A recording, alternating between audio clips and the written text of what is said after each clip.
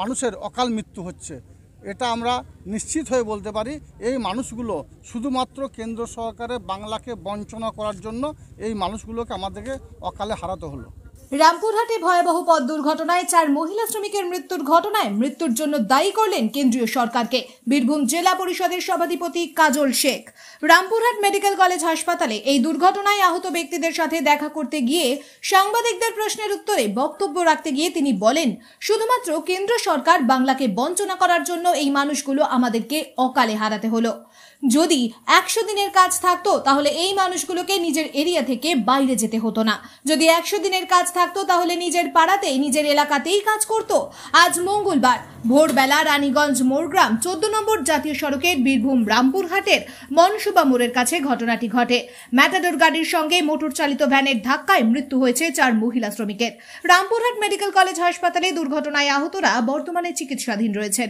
আহতদের সাথে আজ দেখা করেন বীরভূম জেলা পরিষদের সভাধিপতি কাজল শেখ।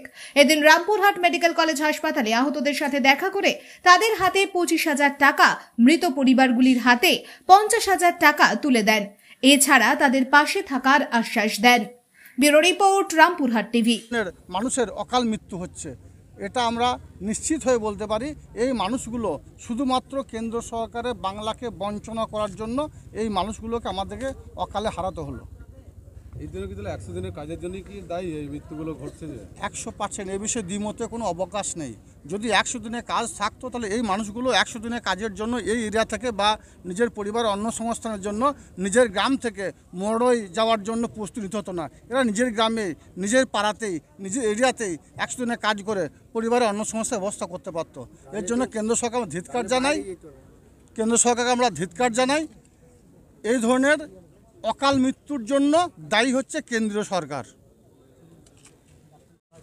আমাদের জননেত্রী মমতা বন্দ্যোপাধ্যায় এটা আমাদের শিখিয়েছেন। স্বভাবতই আমার এখানকার যিনি ব্লক প্রেসিডেন্ট আছেন প্লাস অঞ্চল সভাপতি যিনি আছেন, তিনি আমাদেরকে ফোন করেন, সঙ্গে সঙ্গে আমরা এসেছি এবং জেলা নেতৃত্ব সকলে এসে এক এক করে উপস্থিত হবে।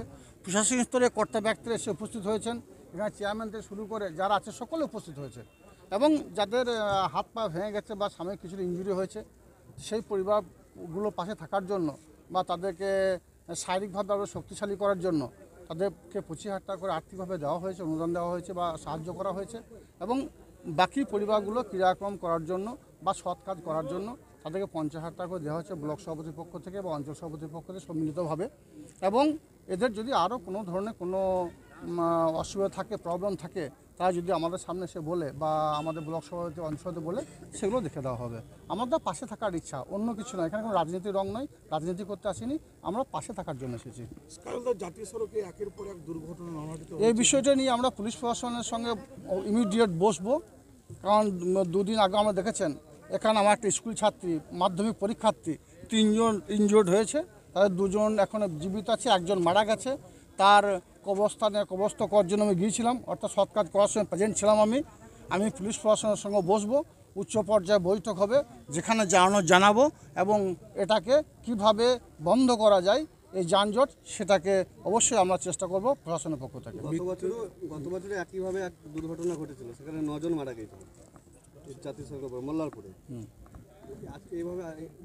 এর জন্যই তো বললাম আমরা উচ্চ পর্যায়ে পুলিশ প্রশাসনের সঙ্গে বা প্রশাসনিকভাবে এই বিষয়টা নিয়ে আলোচনা করব এবং যাতে এই ধরনের অকাল মৃত্যু না হয় সেটার চেষ্টা আমরা করব। মৃতদের পরিবারকে কি সরকারি তরফ থেকে কিছু দেওয়া হবে? সেটা পরবর্তী ক্ষেত্রে আমরা আলোচনা করে দেখব। যদি রাজ্য সরকারের পক্ষ থেকে কোনো কিছু দেওয়ার থাকে অবশ্যই দেবো। তাছাড়াও এই পরিবারগুলো যে রাজ্য সরকারের যে প্রকল্পগুলো আছে প্রত্যেকটি প্রকল্পের আওতায় এই পরিবারগুলোকে আনা হবে। রামপুরহাট নিউ টাউন প্রকৃতির কোলে নিজের বাসস্থান খুঁজে নিন। Rampurhat new town amusement park, পরিবারের সঙ্গে কিছুটা সময় আনন্দে কাটান। বাচ্চাদের বিভিন্ন রকম রাইডস, বোটিং, রামপুরহাটের প্রথম water park, nursery, selfie zone, garden market, সঙ্গে ফুড পার্ক, রেস্তোরাঁ, কালচারাল হাব। রামপুরহাট নিউ টাউনে আসুন, আপনার ফ্যামিলিকে দিন দেদার খুশি।